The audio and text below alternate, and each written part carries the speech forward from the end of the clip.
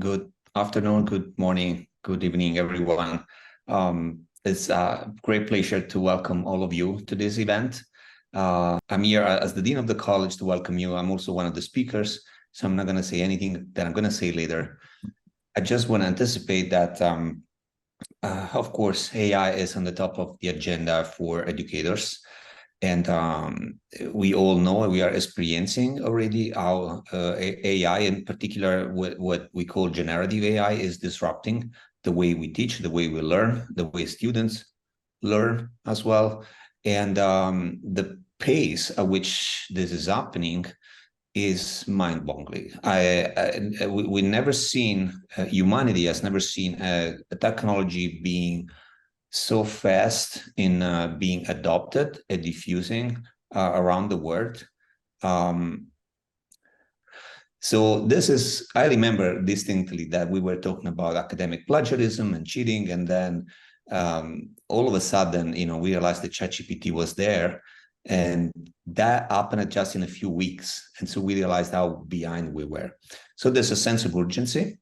St.Johns University is putting more effort in having an approach to AI that is going to help, our university and especially our instructors and our students to see AI as an opportunity, really, because there's so much to gain from it. At the same time, there's many questions and many unsolved issues. So, panels like this will help us to think about these issues and maybe finding better answers that we might come out with in isolation. I'd like to thank Basilio again and Father Griffin for putting this together. All the speakers, thank you so much for your time and for your talent that you're making available to us. And all the participants, really, I already see 75 people online. That's amazing. And I look forward to our discussion. And I'm pretty sure it's going to be fantastic. Thank you very much. Father Pat Griffin. I'm a Vincentian priest here at St. John's University and working in the area of mission.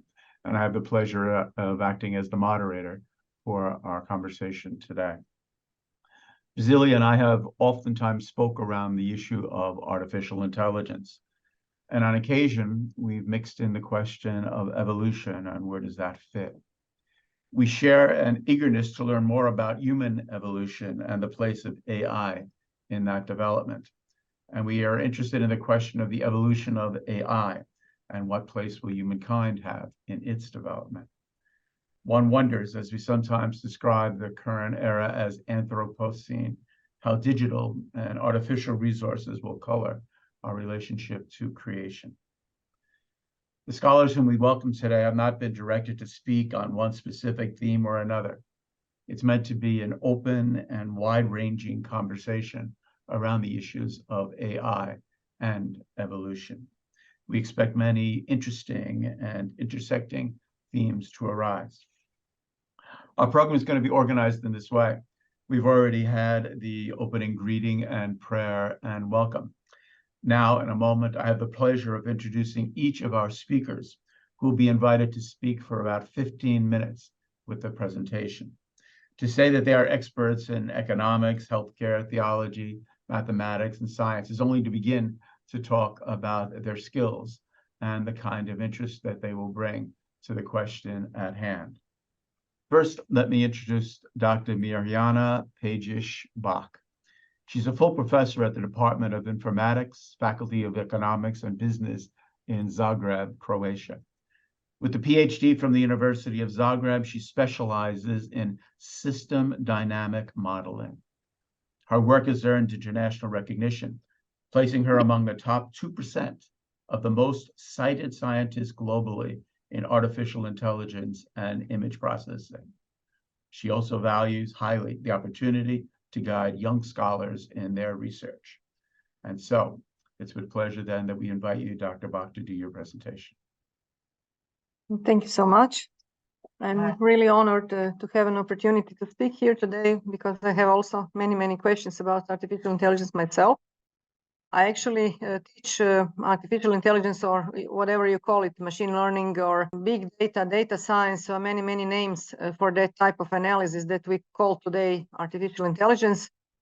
And I realize also that there are many things that people think about what it is and what actually is going on. So I prepared for today one presentation which is called Artificial Intelligence Myth or Reality. Okay, so this is my idea, first of all, to give you some non-expert view by an expert.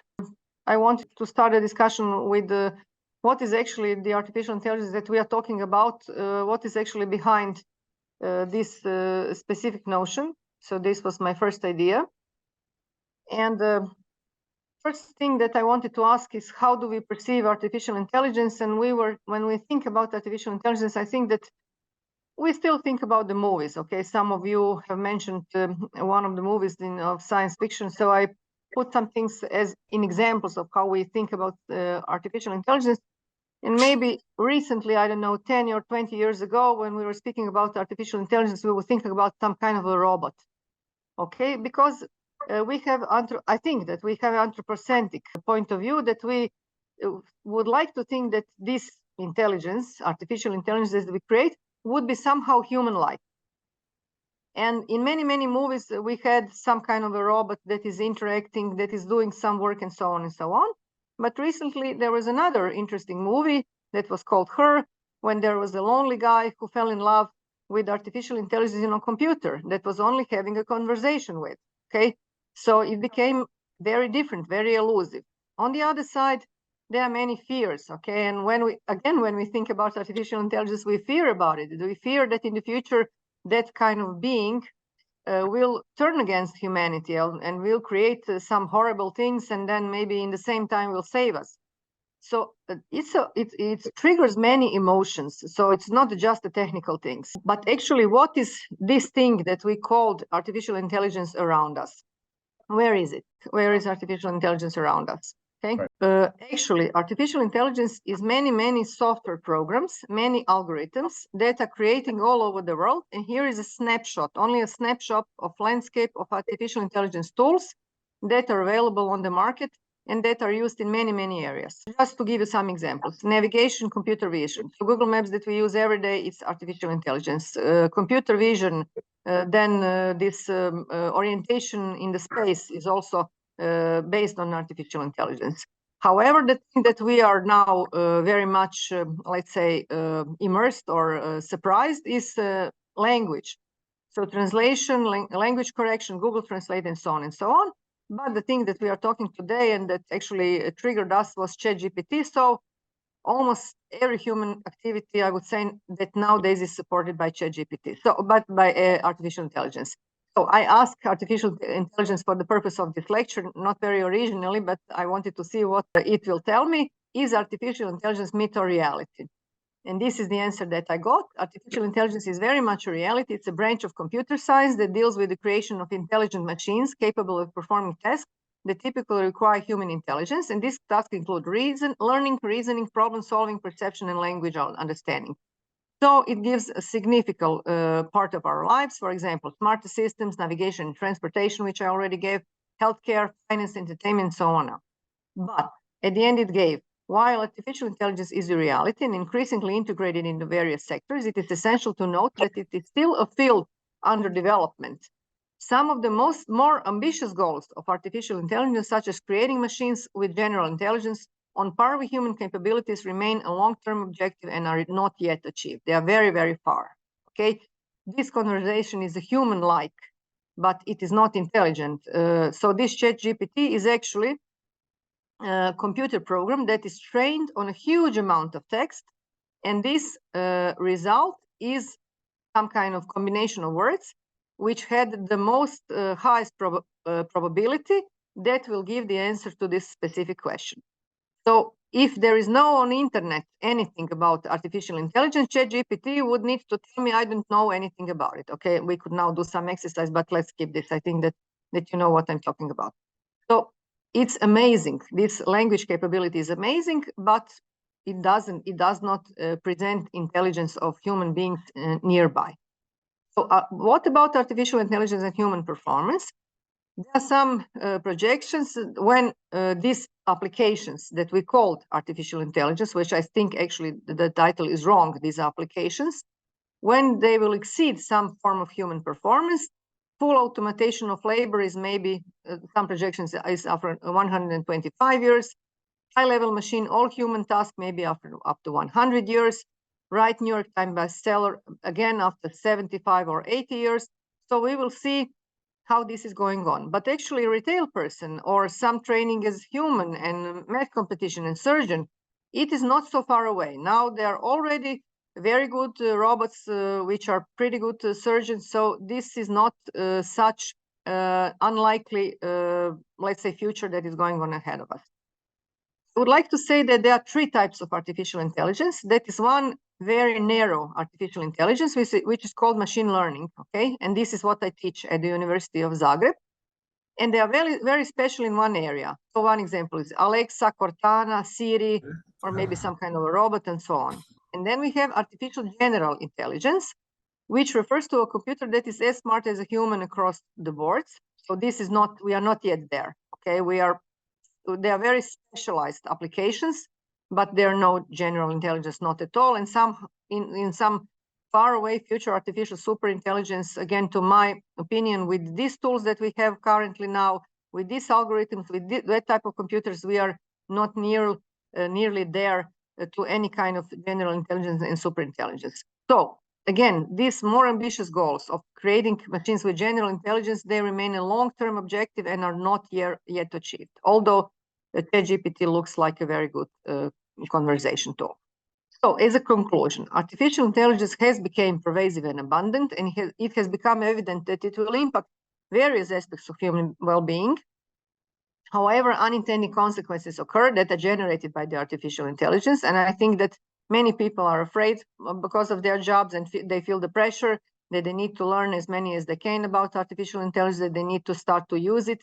And that's, I think, good, because it can help us in many, many areas. But in the same time, it can make a huge impact to the marketplace, to the employability of different people. Some people can lose their jobs, but it happens with any technology. And maybe in order to ensure, not maybe, but definitely in order to ensure the economic, social, and environmental sustainability, we need to be implemented using ethical principles. And I hope that we are going today to discuss about it. And I would like to finish with one quote from the paper by Diamanis and Bouras about hubris and science.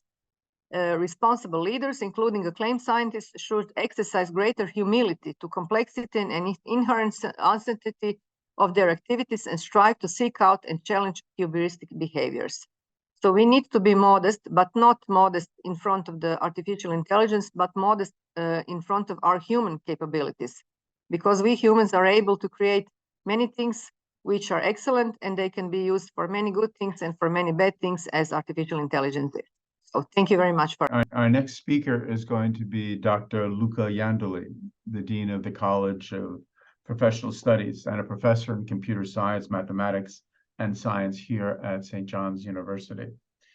He's held roles at the University of Naples, Federico II, and at the Stevens Institute of Technology in New Jersey, including a Fulbright visiting scholar position at MIT's Center for Collective Intelligence. With over 100 published papers on inter-firm collaboration and online collective intelligence, he contributes vigorously to academic journals. It gives me great pleasure to introduce our worthy St. John's contributor. Thank you, Father Patrick. So I was kind of inspired by the title of the panel, and also this is the thing that I'm struggling the most with as an educator, which is how artificial intelligence is changing the way we feel as humans. What is human? What is not human? What is going to stay human? What is not going to be done by humans in the future? And Dr. introduced some of this topic in our presentation. So I'm going to focus on that. I'm trying to give you my perspective of what is the difference. And it's not just my perspective, some of it is actually the way it works. Because I think there's a lot of confusion in perception in terms of, I think that there's an overestimate of what artificial intelligence is. And we are afraid of, all of these scary implications. Let me start with the differences. So I'm gonna give you a perspective that is based on my background, which is computer engineering. So I look at it from the point of view of information processing. When we process information, and that the type of task might be the same, in terms of what is the outcome between a machine and a human. So we compress information, kind of filter information we receive from the environment. We tend to use this information to predict events. We classify and reuse knowledge because we learn, right? We don't want to start from scratch every time. And then we choose and make decision. So in these two columns, and this is not by no means exhaustive, but these are some key differences I like to speak about. So in terms of compressing information, the humans and the machine are very different. So the humans use a nervous system and our five senses, right? Machines use some kind of simulacra of those through sensors, but primarily they use data structure. We predict events. We are pretty good at predicting events, especially in the natural world, and through something that we can call naive physics. We have an intuitive understanding of the way the world works, and some of it is hardwired, some of it is learned. Whereas machine needs a lot of data to build predictive models and then make prediction. In terms of how we classify or use knowledge, we learn mostly through experience, exposure, and primarily by learning from others, whereas the machine predominantly identify patterns in data. I also want to underline this. This is something that in the debate is always kind of neglected. The amount of energy that a human brain needs to do all the wonderful things that it does is very small, is negligible compared to what you need in terms of energy if you want to do the same thing with a computer. And now this is a very important question because of climate change and the amount of pollution that we have and emission. This is something we have to fix because the more we develop an AI, the more we go digital, the more emission we will produce, and the more we will burn the world much faster than we are already. So if there were already comparative reasons for us to move to renewable energies, well, we have one more, and this one is really big. And finally, this is probably the most important part. If I have to make my personal, ranking. So the way we choose and make decision in humans is a mix of rationality and emotion, is the theory of embodied cognition, if you're familiar with it. Whereas machine use mathematical functions and they compute fitness, and of course their decisions are neutral from the emotional and ethical point of view. So to give you a practical idea what that means, if you look at these two pictures, this one, and then this one, they are a picture of a similar, not exactly the same event, but the same type of event. You may remember during the first Gulf War, Saddam put some of the oil wells on fire during the war. And then this is a picture that was taken by a journalist from Associated Press, and this is a picture, a photography by Salgado, who's a master photographer. And well, the point I'm trying to make is we show these pictures to a machine, and then we ask ChatGPT to summarize what is going on in this picture. We could get the same thing, if properly trained, the machine is going to tell us, that there's a war in the desert and things like that. But if we show this picture to a human, I think most of us will agree that this is much more powerful, meaningful, impactful, emotional, and probably in a certain sense informative than the other one, even if paradoxically the second picture has less information. So one of the key differences between a human and a computer is that the human information processing is about constructing meaning with a parsimony of data. We are a small data machine. Our brain is a small data machine, and relying mostly on aesthetic heuristics in making a lot of our decisions and performing a lot of the tasks that we do every day. How do we get there? I read this book. This is a fantastic book on the importance of beauty in nature, and especially in the animal kingdom. And Richard Prum investigates the very old question, which is why beauty exists in nature, and things like that. And he comes up with a very simple conclusion, although it took a lot of work to figure this out and a lot of research. So basically, if he says that beauty is arbitrary, the only reason why it exists is because it helps our reproductive needs. So animals prefer to mate with beautiful other animals just because their offspring is going to be more beautiful.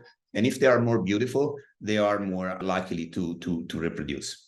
So this means the beauty is arbitrary and comes in many diverse ways. But my takeaway from this book, and there's a lot of examples, if you look at this one, is a courtship display by a particular bird. So what you can see in this book and other studies on similar subject is that beauty is arbitrary, but it's never random. It's a way that animals use to organize information and to perceive complexity, in other words. And of course, with humans, this is just brought to the next level.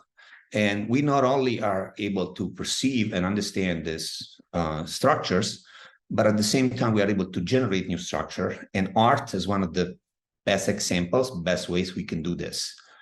And what happened is that basically with this ability, we developed something that is really, really important for our species, which is the ability to have imagination and to create things that basically don't exist. With art and with other forms of human knowledge, we can think of immaterial things. We can think of things that don't have a physical presence.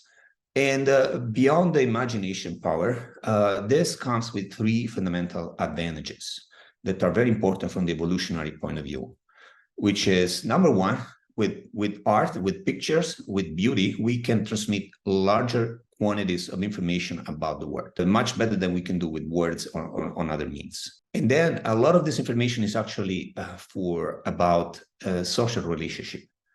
Like if you look at this painting, as this cave painting, you see collective action and a scene of hunting, in which, of course, the collaboration between many individuals was necessary to kill large animals during a hunting expedition. And number three, we are able to create information and knowledge about things that don't really exist in the physical reality. So we can build metaphysical world, spiritual world, or just imaginary world in which these concepts are described and also lived and have an important role in our lives. All of these three skills created human society, basically, cooperation between very large numbers of strangers and rapid innovation of social behavior. Now, all of this recently has been demonstrated by a number of studies in perception of art done in neuroscience. There's a new discipline called neuroaesthetics. And the main result, you can see here some of the most important books written on this topic. These studies show that the way we perceive art teaches us a lot about the way our brain understand and resolve complexity. So beauty doesn't have a specific purpose, but at the same time has an evolutionary function. Now, what I'm trying to say is that our brain is strongly aesthetic. And when I use the word aesthetic, I don't just refer to the artistic part of it, but in general to the true sense and the true etymology of the word. Aesthetic means everything that pertains to our senses. So this is how our brain works, this is how our cognition works, and it's a very, very different way than how machine works. So you might be familiar with the Turing test. So for computer scientists, this question of what is thinking was too complex, probably. It's complex for everyone, right? It's very difficult to philosophies about that. This question has been raised and, with so many different answers. But the Turing test is kind of a shortcut. And what Turing said, okay, if you have a human interrogator on a computer, and then you have a wall, so that the human on the computer cannot see what is going on, behind the wall. And behind the wall, you have two computers. One is operated by another human. Another one is operated by a robot, for instance, or ChatGPT. If the interrogator on the left side of the slide is not able to distinguish whether the answer provided through his computer comes from the robot or from the other human, well, the robot is intelligent, like in human. So this is kind of a shortcut, but that's where we are. And so while I agree with Dr. Pejić that human artificial intelligence right now is not even close to the sophisticated abilities of what the human brain can do, but in a lot of cases, and increasingly so, it looks like it is. And when we say it looks like it is, that's perception. But perception is gonna influence decision making. It's gonna influence a lot of things, which also gives me the opportunity to make a little joke here. It's from the Murphy laws. One of the Murphy laws say, never argue with a fool. Don't spend too much time talking with a fool because people might be unable to tell the difference. So this happens when we spend too much time maybe talking with a computer as well. But back to serious stuff. Let me focus on this part, the last element of this column, which is the embodied cognition and the importance of emotion in human thinking. So what I see the risk is that we might go towards a reality and a world in which humans and machines can be, interchangeable. So first of all, the Turing test is probably needs to be reformulated, because if we really want to have equivalence, probably we should ask if a computer can feel pain. And I emphasize the negative emotion of pain, because that's as priority in our biology. Because first of all, before seeking pleasure, we want to avoid pain. But more importantly, what that means in terms of evolution, and I'm also considering co-evolution and involution. So the problem I see with AI is not so much the machine will become like us, but that we can become like machines, outsourcing or forgetting about some of very distinctive human abilities that are increasingly neglected or forgotten or understated or not cultivated.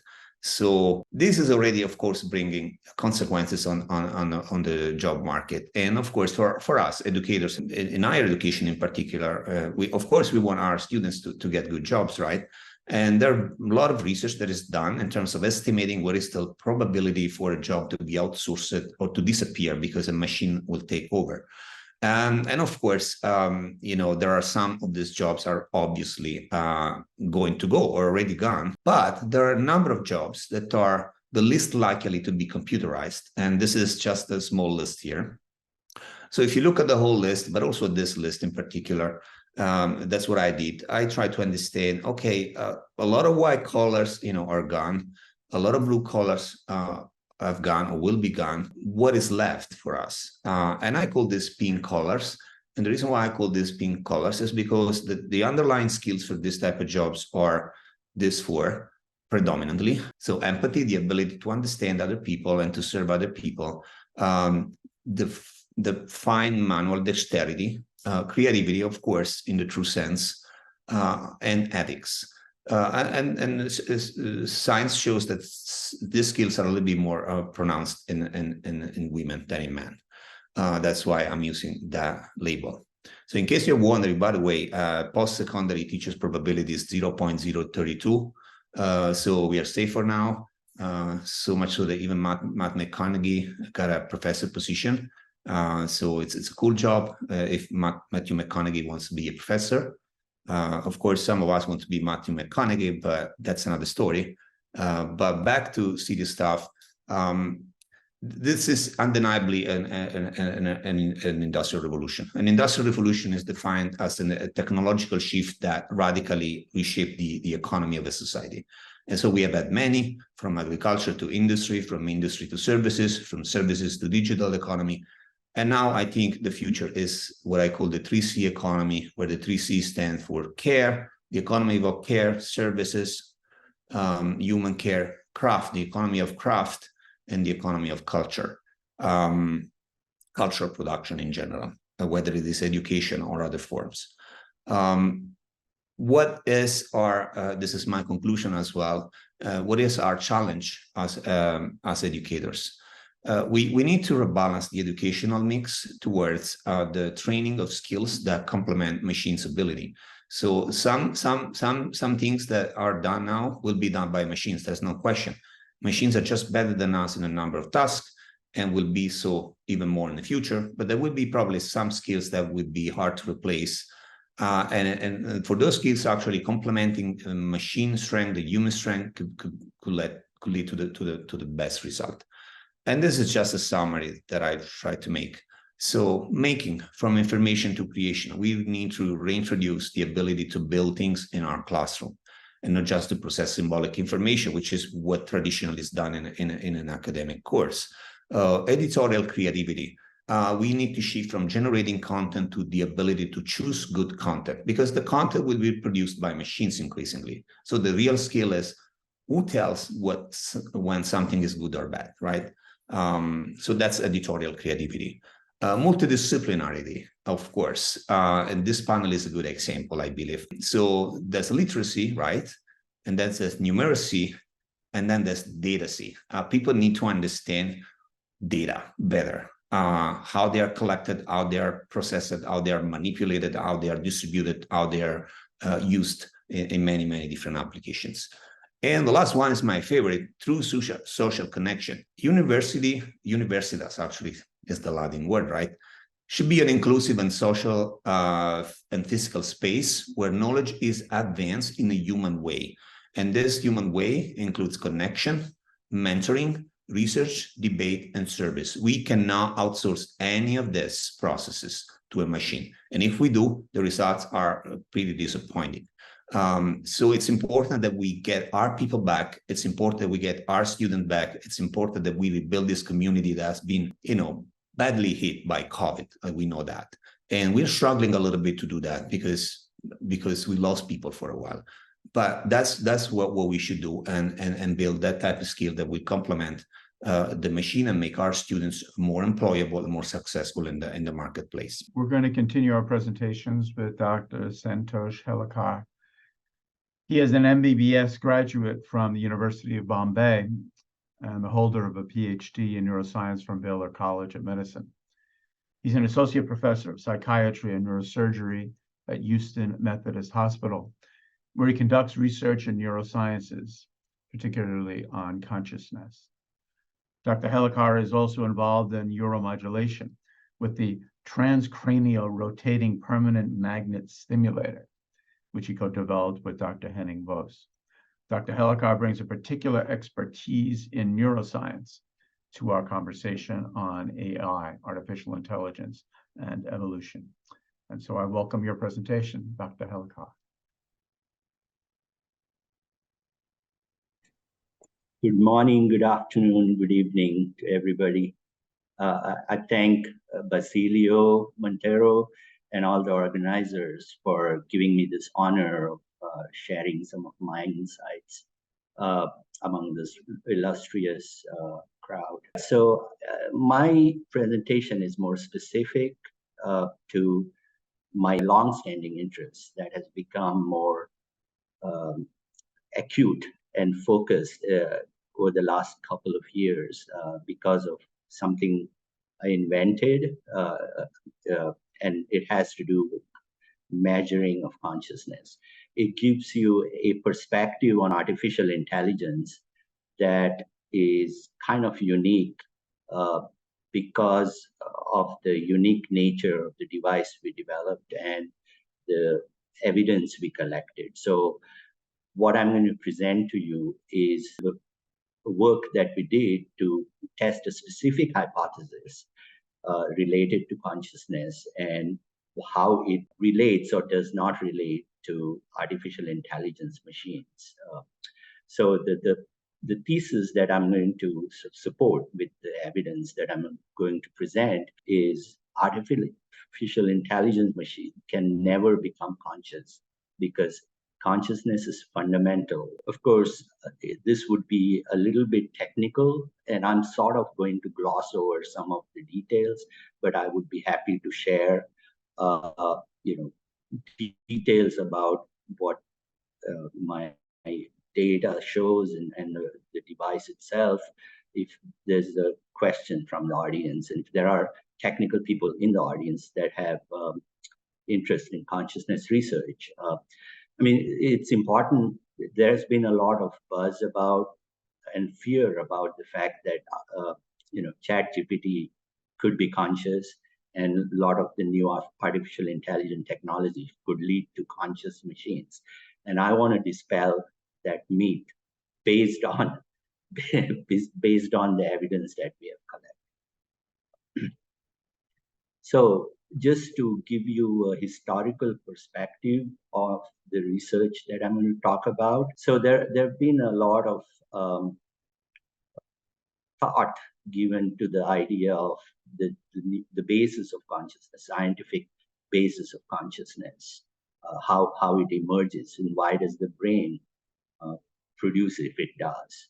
And so some of the early quantum physicists, the people who developed quantum theory back in the early 20th century, important among them is John von Neumann, was a mathematical genius, Eugen Wigner, and Henry Stapp. And they believed in a specific proposal that had to do with what's called the collapse of the wave function in quantum mechanics. So where in lay terms, what it means is the conversion. So in quantum mechanics, of fundamental particles of nature, such as the electron or the proton, can be both waves and particles.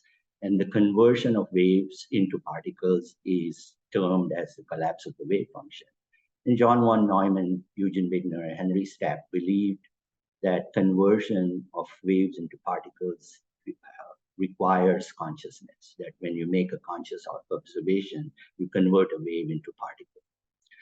Fast forward to the 1980s, and what we got was Sir Roger Penrose's ideas. He wrote a book called Emperor's New Mind, in which he put forth the idea that consciousness is non-computational. It's not a computer. A computer cannot be conscious, because the process that leads to consciousness, which he derived from, he is also a mathematical physicist. So he was impressed by the notion that mathematical understanding is something that a computer cannot do. And the idea that he got, that idea came from what's known as the Gödel theorem, which says that basically any system of mathematical axioms cannot be sufficient to prove certain mathematical truths within that system. And so in the Gödelian sense, he thought that consciousness is not computational. And the only process that he could think of which would do something like that is a spontaneous collapse of the wave function, which John von Neumann and Eugen Wigner had talked about before. But his proposal was that the collapse was spontaneous, not related to conscious observation. And in fact, he's kind of switched the argument around and said that consciousness emerges from the collapse of the wave function, or conversion of waves into particles. So then he was joined by Stuart Hameroff, who's an anesthesiologist. And they situated this process of collapse into the brain, into a specific biomolecular network within the brain called the microtubules. Their proposal is called orchestrated objective reduction. Objective reduction is another name for collapse of the wave function. And so Roger Penrose went on to develop his ideas further, and he came up with this notion, which is kind of ironic because the earlier speaker talked about this. So qualia are basically, when I talk about consciousness, it's basically subjective experience that is generally now taken to be true, although there's not a strict definition of it. But what I'm talking about is when our inner experience, the redness of red, kind of those, what are known as qualia in philosophy. And what Sir Roger, in a follow-up book called The Shadows of the Mind, proposed was that qualia are manifestation of Platonic values within this process. Platonic values like goodness, beauty, truth, which were referred to in the previous talk. There was another stream of ideas that were developed from University of California at Berkeley. His name is John So, and he produced an analogy called the Chinese room, in which he developed the argument that, again, consciousness is non-computational and biological innovation. And so, in other words, you're getting kind of the notion that computers or artificial intelligence machines that depend on artificial neural networks, deep learning, machine learning type things, would never be conscious. So the take-home message that I will basically develop here, based on evidence that I'll show you, is that mechanism of consciousness involves fundamental physics, quantum physics. And there is a special type of robust biomolecular network that has evolved to instantiate and amplify this mechanism which exists in nature. It does not involve computations and information processing like that emulated in artificial neural networks. It does not depend on electrical activity of neurons.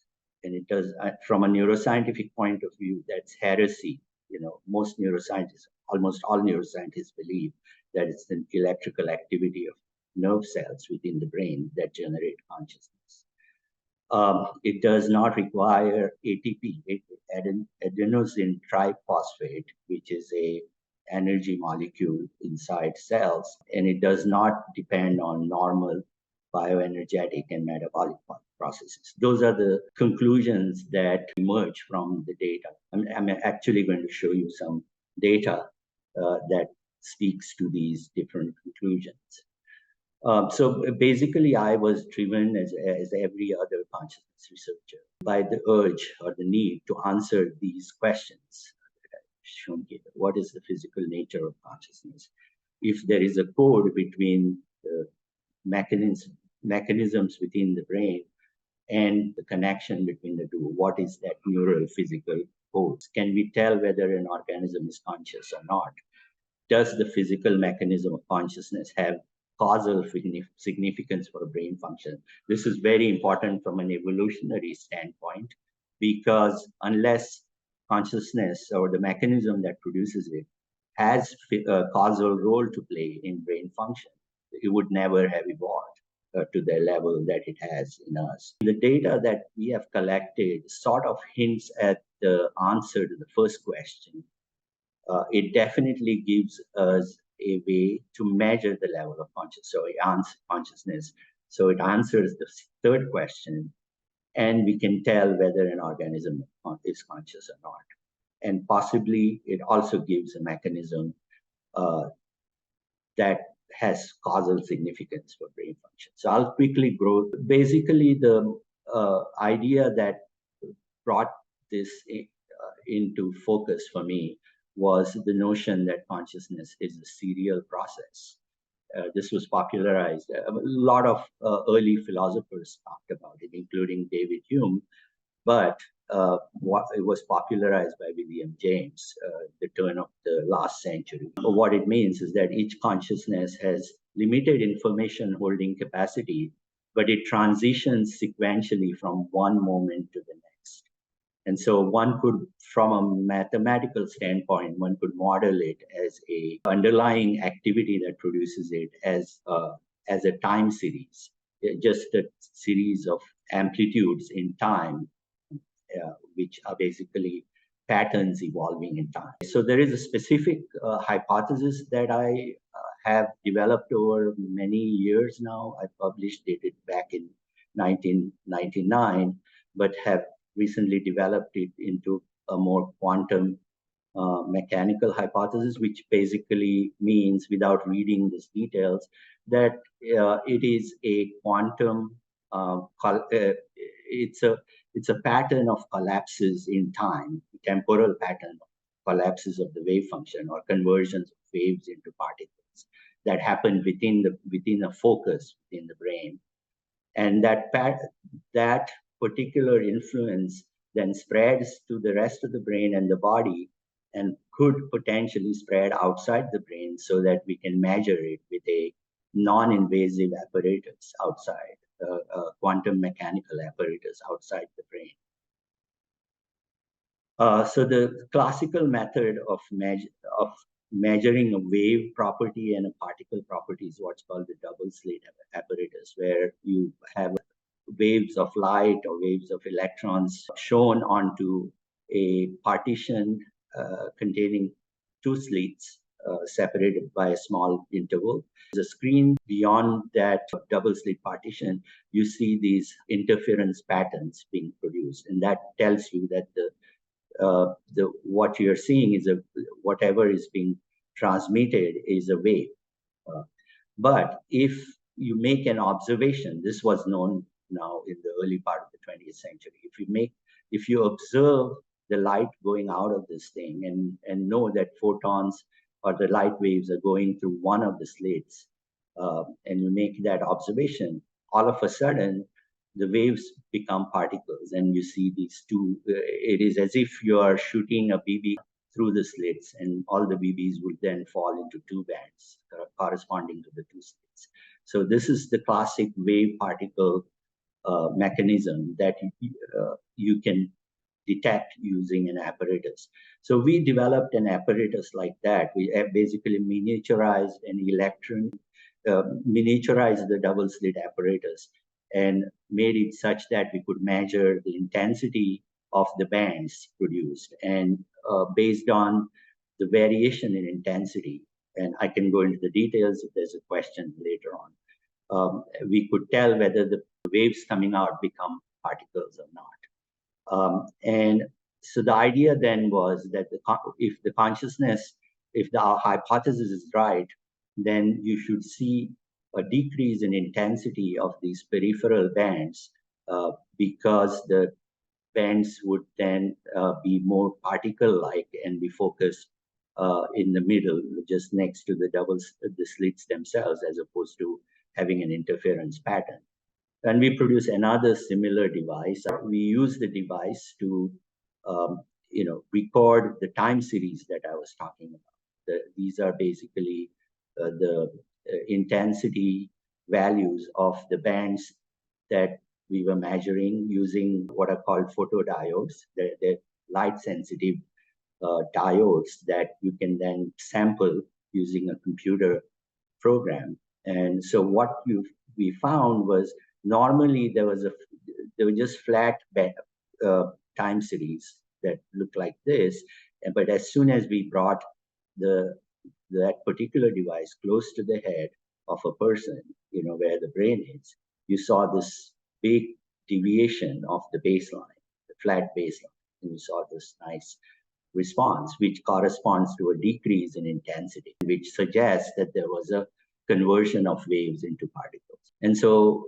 one of the predictions we had made in the hypothesis was this decrease in intensity would fall off with distance from the head in this case. And that's exactly what we see. We can record from humans, obviously. We can also record from mice. And what we see with mice, we see something similar to what we see with humans, except that the amplitude of the deviation is much lower. We recorded from a whole bunch of other animals, and these are invertebrates. So it is kind of understandable that a mouse would be conscious because it feels pain. It definitely has all the signs. As you know, consciousness is a first-person phenomenon. So a third-person perspective cannot be applied to it. You don't know whether I'm conscious, and I don't know whether you're conscious, really, because I don't have the inner experience that you do. And the same is true for all animals. But it turns out that even invertebrates like crayfish, blue crab, cherry stone clam, and California blackworm, which is really tiny, show a response. The response is inverted in the case of blue crabs, cherry stone clams, and some of the crayfish. So this is kind of curious as to what inverted response means: increase in intensity rather than decrease. So it is something new. What does that mean in terms of what that organism is experiencing? We did this in plants as well, and it's with plants you have to record for a longer period of time, but you do see a decrease, the similar thing like the invertebrates, and unlike what we do, which is you see the positive response in our case. But this also means that there is something there.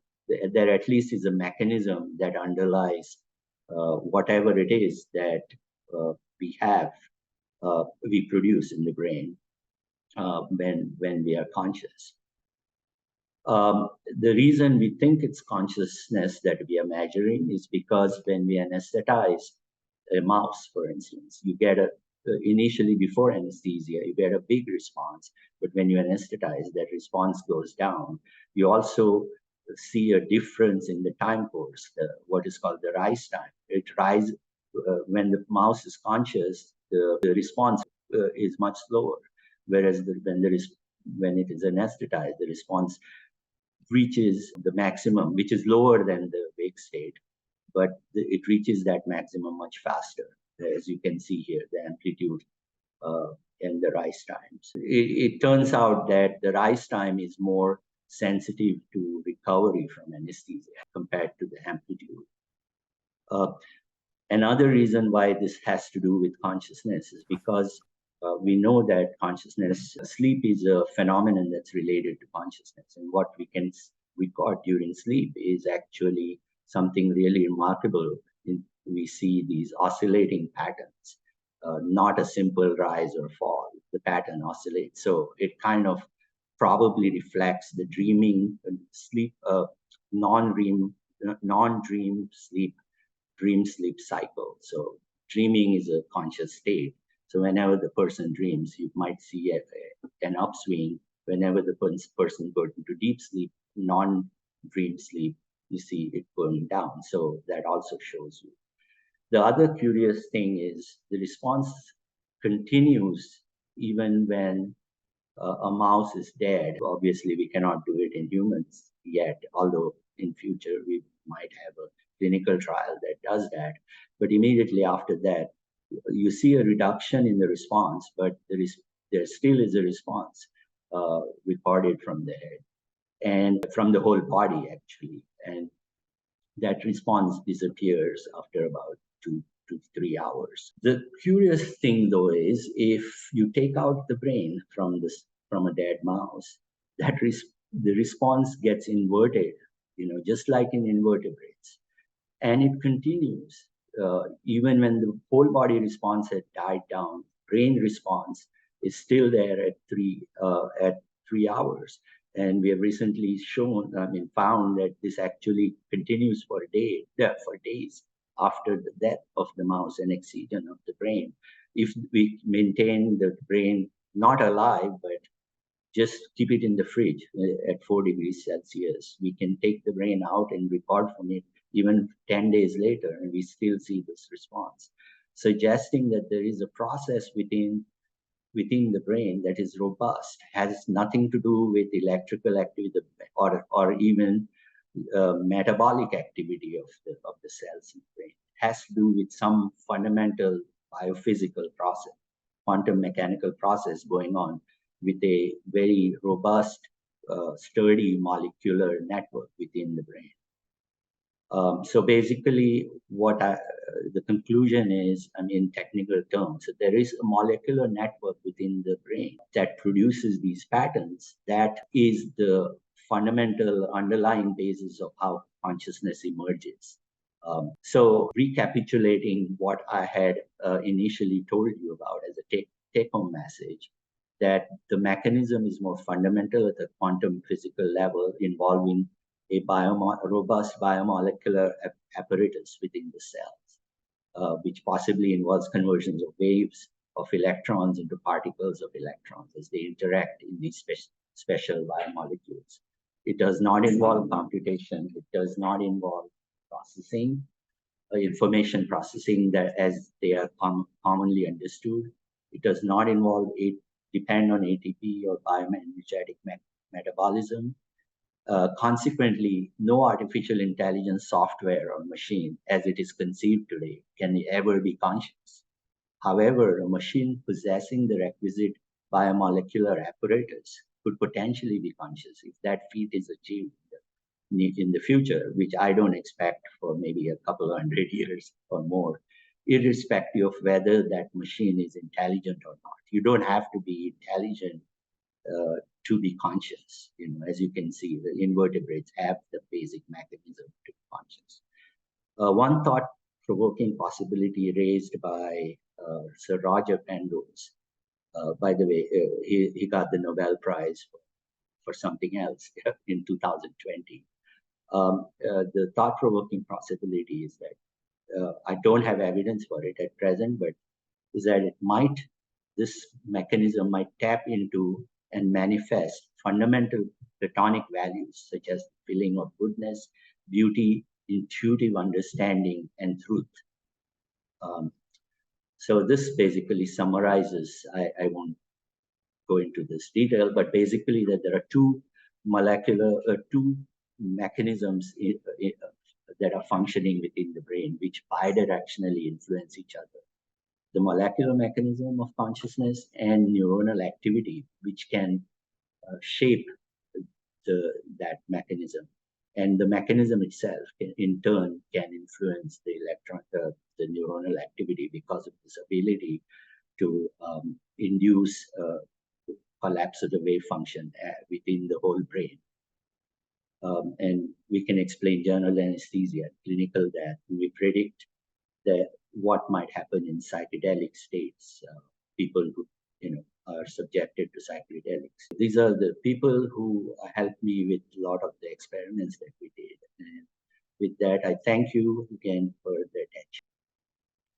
Thank you, Santosh. Our final presenter is going to be Diarmuid O'Murchu, who is a Trinity College Dublin graduate and a member of the Sacred Heart Missionary Order. He has dedicated his career to social ministry and most recently with homeless individuals and refugees. Professor O'Murchu brings competent and critical insight into the intersection of religion and science. Some of his books, such as Quantum Theology and Incarnation, A New Evolutionary Threshold, as well as others, reflect that intersection of science and theology.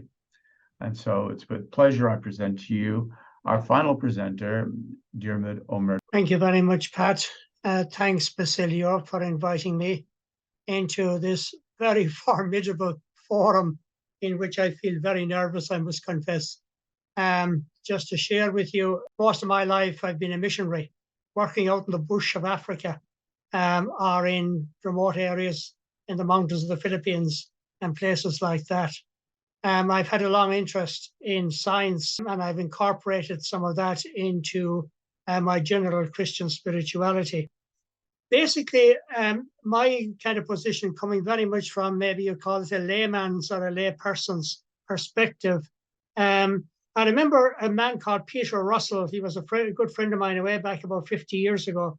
A British physicist who claimed that when the world population reached 5 billion people, that we were at a new kind of critical threshold, that we now had these 5 million nodal points, as it were, giving a new coherence and a new kind of energy to the development of awareness, the development of knowledge, and above all, the development of consciousness.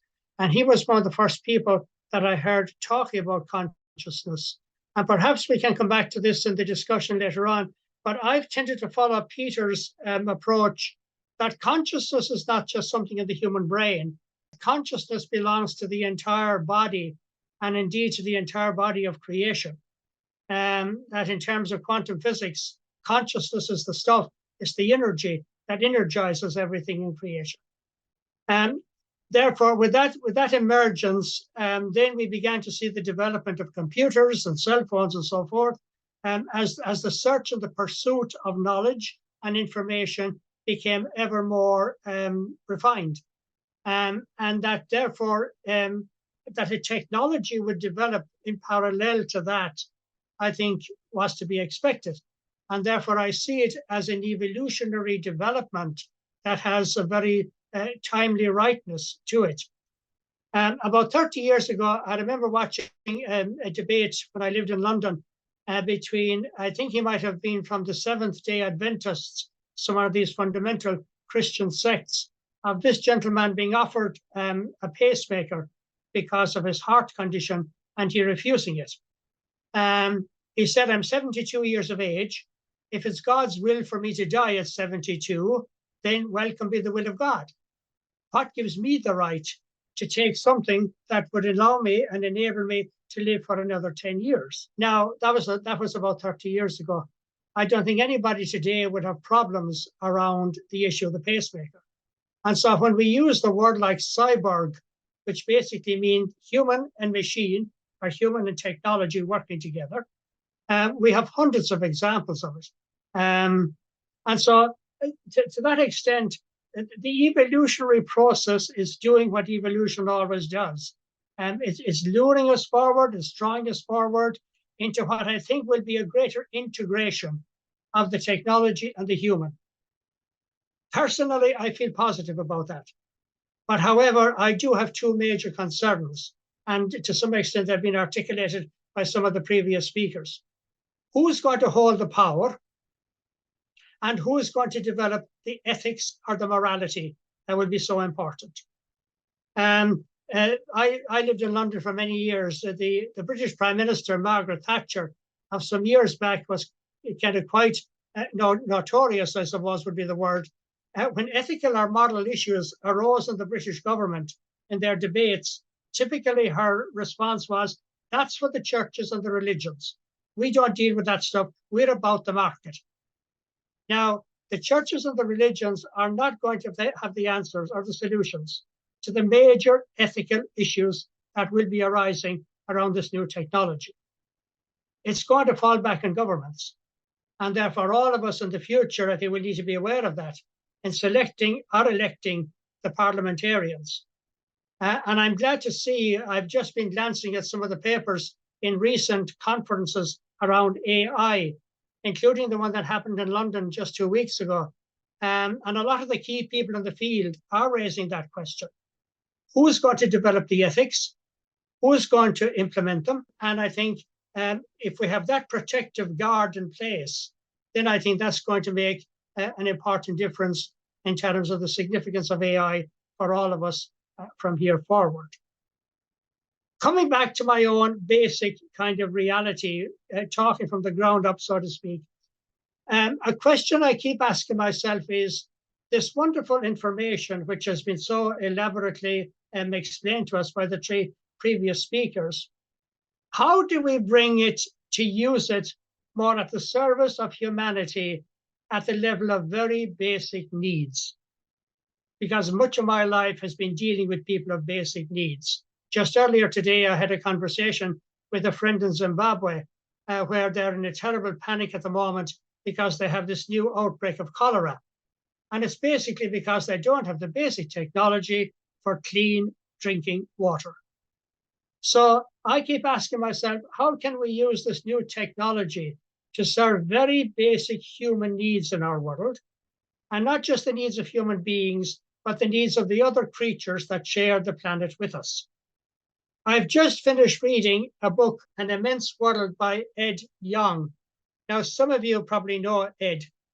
He's a Malaysian scientist. He's a scientific journalist. And he has been working for quite some time with the London Times, the Times newspaper. I found myself, in a sense, humiliated by the time I came to the end of this book. And it's very much along the lines that some of the earlier speakers were mentioning. So the subtitle is How Animal Senses Reveal the Hidden Realms of Life Around Us. And he looks in very great detail. And I like Santosh's reflection on the nature of the mouse, and that the brain holds that kind of energy for several hours later. That's what the book is all about. These amazing richness, complexity, profundity that's there in all the other creatures that share the planet with us, about which I feel profoundly ignorant. And so one of my questions is, how might AI and the developments accompanying it help us to come to terms with the reality of this world that we inhabit? Let me also, on that vein, then mention Ed's first book, I Contain Multitudes, of 2017. Now, this is about what's known as the microbiome, and some of you are probably much more familiar with that than I am. In other words, the microbial makeup of our bodies and the crucial role that microbes and viruses play in our human development, and indeed in the development of other organic creatures as well. Now, we know that microbes and viruses can kill us, and very often the ones that can kill us are also the ones that are so essential to our health. So there we're looking at that intricate paradox at the heart of creation. How might AI help us to come to terms with this deeper meaning? And so where I'm going with all that, I want then to move into a very brief theological reflection on all that. And a lot of my theology, again, comes from the ground up, because I've had the privilege of working with First Nations peoples, or Indigenous peoples, beginning with the Aborigines of Australia, the Mountains people of Taiwan and the Philippines, and several Indigenous groups across Western Canada and the United States. Now, our Indigenous peoples, when they talk about God, they talk about the Great Spirit. The Great Spirit. That's their understanding of God. But for them, the Great Spirit is not a transcendent, above the sky kind of reality. For them, their connection with the Great Spirit comes in and through the land, in and through all the other creatures that share creation with us. It's that organic connection through which the Great Spirit works. And therefore, picking up then that notion and linking it in with some of the insights of science, I've been very much influenced by a theologian called Wolfgang Vonde, who is a German man. And he has looked on, beginning with quantum physics, linking it into the insights of the indigenous peoples, and realizing that the spirit is, from a theological point of view, when we talk about the foundational energy of creation, the energy that's manifested in and through consciousness, and the energy that's there at the heart of our understanding of quantum mechanics, he claims that that energy can be equated with what traditional Christian theology calls the Holy Spirit. But I think to understand the Holy Spirit in more enlarged terms, I find the insights and the wisdom of our indigenous peoples to be immensely important. And that's a kind of wisdom that we can only really enter into and become part of when, number one, we understand ourselves better as biological organisms, our fundamental human beings, but also when we have a better, more organic understanding of all the other creatures that share creation with us. And so to conclude then, my hope is, and my desire certainly is, that AI would help to contribute towards that enrichment, which then hopefully will make our world a better, a happier, and a more peaceful place for everybody. That's my contribution. Thank you, Diarmuid. So that was different than the other presentations that we had, and the kind of encouragement that Diarmuid offers us and asks one of the real questions which all of us might begin to address is how does AI contribute to the betterment of humankind, and particularly to those who have particular needs? The opportunity now is for the presenters to reflect upon the presentations which they've heard from their colleagues, and to see whether or not you have something you'd like to contribute or add or question about something that you've heard. I think one of the things that I learned and appreciate from the previous speakers, Luca put it, that the brain is strongly aesthetic in its fundamental essence. And Santosh's emphasis on consciousness as a very central feature of our lives. I'm grateful for both those insights, and they certainly would feed in to the understanding that I was trying to convey in terms of where I'm coming from. So that's just an observation.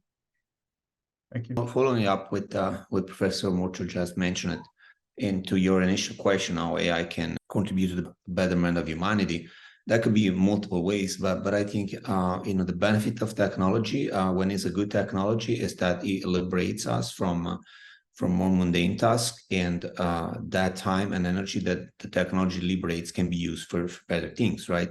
So that happened over and over every time we had a new technology that improved human life. And AI has that potential because we can outsource to AI a number of things that currently, are frankly very, very tedious or very mundane or or otherwise, and use that time to dedicate ourselves to higher task level. And so when this could be culture, this could be research, this could be servicing other human being, this could be taking care of other human being or ourselves as well. So understanding better ourselves and the world we inhabit could sometimes is not possible just because we are distracted by other things. And once we liberate that time, we could do that. Of course, that means that a whole revolution has probably to happen in terms of how the wealth that is generated by the new industrial revolution, because that's the other thing with industrial revolution. When you have one, you have a bump in wealth. Humanity becomes overall richer in time and resources, but that doesn't mean that the wealth is going to be distributed fairly or allocated to the right task. So, for instance, as humanity became more capable with technology, it was also capable of starting two world wars, right? Of destructive power that was unseen before. So as we elevate our ability to control technology, we also sometimes elevate our ability to destroy ourselves. So that's a big dilemma here. And AI is akin in terms of what it can do to any other powerful technology, and maybe more because of its intrinsic power. So it's a big challenge that we have in front of us. I wanted to ask Luca if he thought that when he talked about aesthetics not being uniquely human, was he looking at it from this point of view that I talked about, or did he have something different in mind? Was he saying that the mechanisms within the human brain allow those aesthetic abilities for things like beauty and truth and goodness to emerge in the way that I talked about them, or did he have something else in mind? What I had in mind was probably not at the brain level as you represented. It was more I was taking this information processing type of approach, in which what I noticed, that book in particular that I quoted has plenty of examples, and then I also was so intrigued that I also went online and looked at videos of those animal behavior, and these things include, for instance, the complexity of certain courtship rituals that involves very sophisticated type of dances or singing, almost as an artistic context between, typically is the males who compete most of the time for the female attention, or the beauty of plumage. Birds are particularly aesthetic in that sense, more than other animals. And so my conclusion, even if Prum doesn't talk about that, is, okay, why do we need to have that beautiful design, complicated design of plumage? What that thing serve? And clearly there's no strict evidence, there's no clear evidence that beauty has any practical purposes. It's not associated. For instance, there's a lot of bad signs showing that beauty is associated with some kind of performance, like, I don't know, maybe that is an indicator of strength, or that is an indicator of fertility. Actually, the results are very mixed, and so for me, okay, so maybe it helps from the cognitive point of view. So maybe our ability to distinguish those level of detail, or animals' ability to distinguish those level of details, it's just the way we train our brain to perceive complexity, because that type of ability is going to help us also in other situations, which we have to discern and make choices. It could be looking for food, or it could be something more sophisticated. So that's how I was talking about it. So that's why my second observation was that beauty might be diverse and subjective. By the way, I didn't mean in any way that that's one beauty canon, but it's never random. It's never chaotic. It's always structure. And it's about the particularities of the structure and the way it is articulated, and the level of relevance or surprise that comes with it, that is recognized by different subjects, but it's never random. So probably as a way that through which animal brains and human brains perceive order and regularity, and perceiving order and regularity is important. to survive. There's more than a dozen questions which are in the chat. But let me ask this one, which seems to me may be answered by any of our presenters. And it's this. It says, the human person is already suffering the scourge of individualism and isolation. What are the implications of the AI evolution to this already existing challenge? So does the AI evolution contribute to or cause greater harm with regard to individualism and isolation? Thoughts? Well, I think, again, it will depend, okay? I think that there are some solutions, for example, which are proposed. I was at one meeting in which a young guy explained how they are talking to student assistants at one faculty, to student consultants or employment consultants or student career consultants. Okay, so at the university, there are people who consult students on which job should they have and how their career should progress. Okay. And what they are doing, they are talking to, I don't know, 10 or 20 the best consultants, and they are trying to create the artificial consultant that would be, let's say, as good as the human consultants. And at first point, I will be honest with you, it terrified me, okay? Because it seems to me like a stealing of ideas, and especially that the company is forcing you. They tell you, okay, you work there, you need to talk to this computer company, and they are going to create something that behaves like you. But so this is a problem. And why this is a problem? Not only because somehow this is a stealing of human spirit. That's how I feel it. I would feel very violated if I were in that particular situation.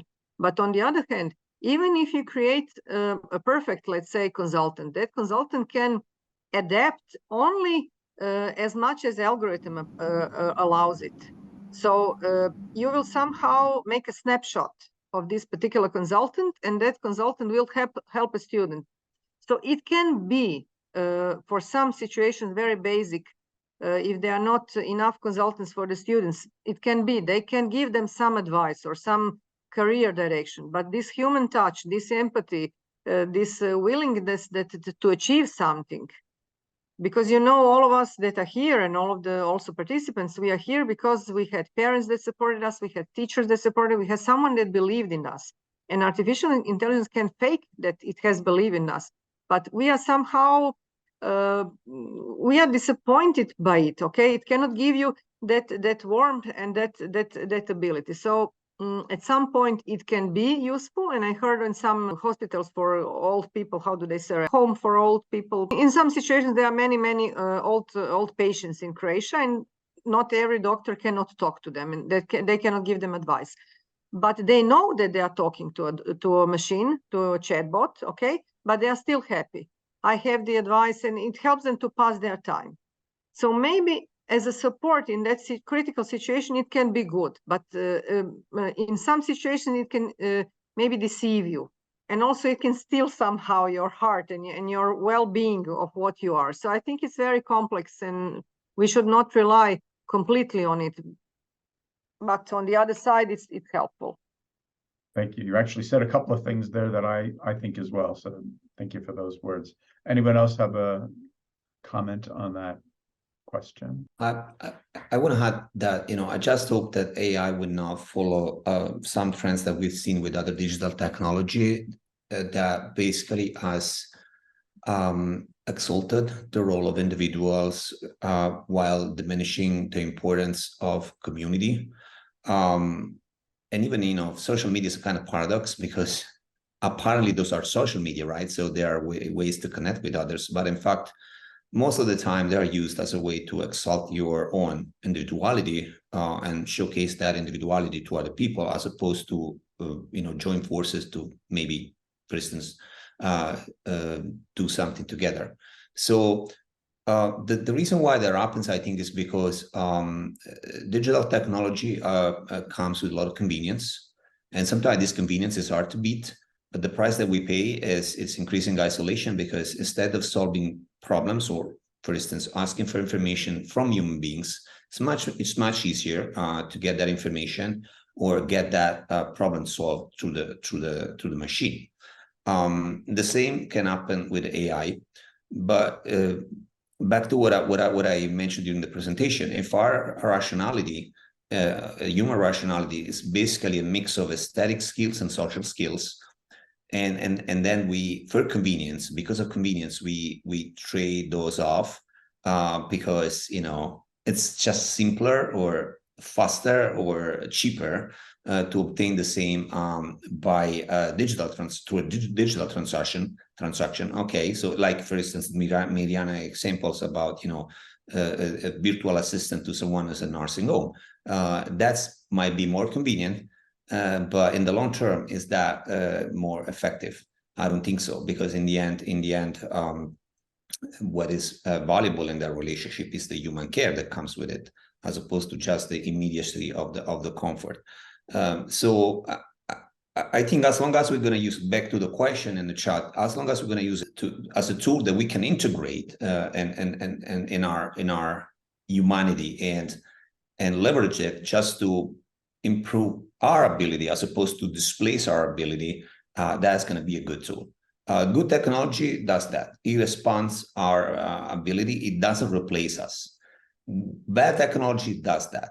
And sometimes, you know, from the business point of view, it's more convenient because maybe someone makes money out of that displacement, but it's not good for us. So what I constantly keep telling to my students is, you know, you have to rediscover some basic of what it means to be human. Sometimes you don't need to order that pizza line if you can go to the place and order from the place, if it's just, you know, downstairs, because that human connection you develop with the person who's working the pizza place is going to go a long way, even if it's a little bit more inconvenient for you, you know, to go downstairs and pick the pizza yourself. So just an example that I give them so that they can appreciate the trade-off between the convenience and I mean, what do you get? What do you lose when you displace your human skill with convenience? So the risk is there. Thank you, Luca. Let me ask another question, which is also one that I find interesting. This one is directed towards Dr. Helekar. It reads, it is fascinating to consider what the special biomolecules that the collapsed waveform particles interact with. Are there any theories of the nature of these special biomolecules? Yes, as I pointed out right at the beginning, Stuart Hameroff and Sir Roger Penrose have proposed a very specific hypothesis, which involves structures called microtubules, which exist in all cells, but they suggest that in neurons, in particular types of neurons, they are arranged in such a way as to allow the spontaneous collapse of the wave function to take place. Of course, Roger Penrose has a very specific quantum gravity proposal as to how the collapse occurs. Now, I don't know whether that would turn out to be true or not, but based on my evidence,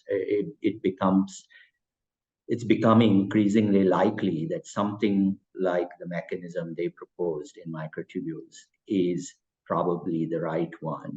And we are in a position, at least in my lab, to actually test that proposal very carefully, because there are drugs that we can use to block those molecules in particular ways that would disrupt consciousness and that would cause particular changes in the responses that we are measuring. And so we would have very causal kind of experiments that would directly address that hypothesis, Hameroff-Penrose hypothesis in particular. So yes, there are molecules that have been proposed to do what we're talking about here. There's another question here, which is directed towards what you were talking about, I think mostly Luca, but a little bit to Mirjana's. It says, AI is the next step in, good or bad. My belief is that once you can download a human anything into a computer, those things that are abstract, art, music, emotion, will be decoded and interpreted by AI, and its simulation will be just as good as a real human. Of course, seems to take on your position, Luca. You think? Yeah, I would echo, what I got from the great presentation of Professor Helekar, that the downloading those things is just not possible, meaning that we cannot reproduce computationally a sentient being whose conscience is based on biophysical processes. So, but by the way, that's a fascinating theory that is in a lot of AI science fiction, and there's a whole theory called transhumanism that is all about this idea. Actually, people I've heard in Silicon Valley were trying to do that because there's this idea that what we are can be digitally sort of copied, and then once it's digital, of course, it's information. So it's like our soul is information. Our personality, our whatever you want to call it, is information. Which I think is incorrect, even if I'm not a neuroscientist. But anyway, even if it were possible, I don't think it would work because the reality is that when we talk with someone and we presume this person to be a human, it's because we really believe this person is a human. I think there's an ability that is probably hardwired in our brain. I remember this research on empathy and on mirror neurons, I think it was called. This idea that when you are exposed to real suffering, you feel pain yourself. And this is because we genuinely believe that suffering is happening. When that is no longer the case, the magic disappears, and we realize it is an illusion. Like when we go to the movie, right? Of course, we in the moment can be moved, but we know that that's fictional, right? So that disappears. So yeah, I'm not worried about that. I don't think it's going to happen. Let me direct this question to Mirjana. I mean, the title of your presentation was AI, the Myth of Reality, and this has kind of got an interesting cast to it. It says, just like the ship of Theseus, with increasing biointegration of technology, at what point do we stop being human in the way that we are now? Homo sapiens and involvement. Okay, yes, thank you. Well, we are not yet there, okay? So that's a good thing. I really don't know, but on the other side, when you think about it, okay, I will bring here is my mobile phone, and I'm sure that every one of you feels almost like it's part of your body, okay? There is even mobile phone anxiety. So we are somehow already tech enhanced, okay? It is not implanted into our brain, okay? But we use it almost every day. I think that we as a human being, to my personal opinion, it doesn't matter about technology, but about the values. We had many, I was working for the European Commission in many projects, and it was whether the science is doing this or that, and so on and so on. But if you want to evaluate anything, even a human being, as a Homo sapiens, you need to start with the values. And what are the values? I think that the values are eternal for everyone, every religion, every human being. We just feel it in our heart, the goodness, the empathy, the willing to help to those who are weaker than we are, who has some kind of disability, and to be emotionally present here. So I think that part of us could not be chased or chastened, okay, by the technology. So we can enhance our technological abilities, we can enhance our emotions, but still our core essence, our human spirit is not enhanced to the technology yet, and I don't think that it's going to be. Even there are many papers. Okay, what you read in a newspaper, there are many sensationalistic things. AI is doing this or that, endangering human race, and so on and so on. But on the other hand, there are many scientists who say it is not going to never be possible to copy and to put the human brain into some kind of a computer, into some kind of machine. Even if we clone ourselves, if you clone me and create 10 different versions of Mirjana, I'm not going to be the same one.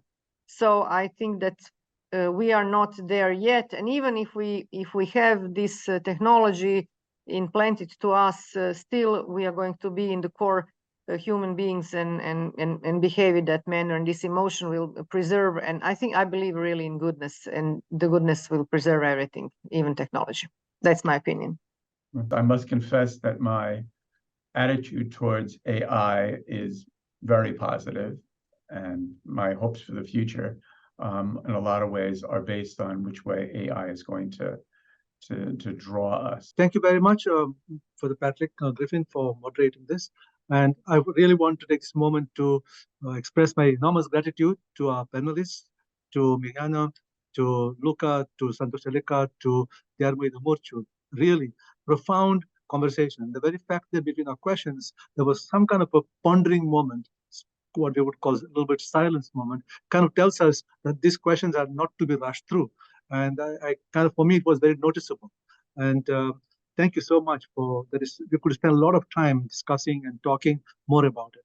I really want to appreciate how each one of you, or at the end of the day, I think is about what Luca used the term empathy, Mirjana used the term goodness, Santosh used the term Plato's values, and Marchu talked about our connection with the nature, the human's connection. That is our notion of transcendent. Thank you very much for giving us that understanding of I think that is the kind of theological transformation we need.